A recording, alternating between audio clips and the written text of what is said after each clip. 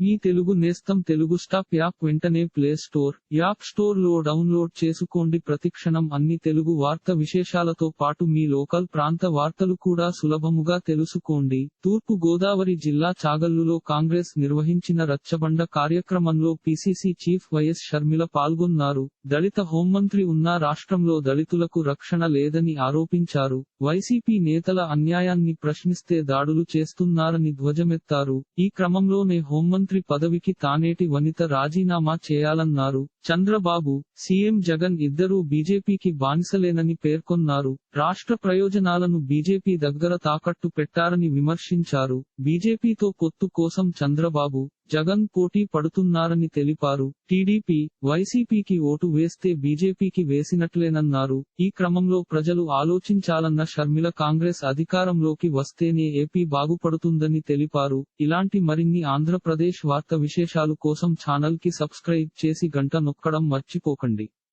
ఈ వీడియోని తోటి మిత్రులకి షేర్ చేయండి. మీ అభిప్రాయాన్ని కామెంట్ లో తెలపండి.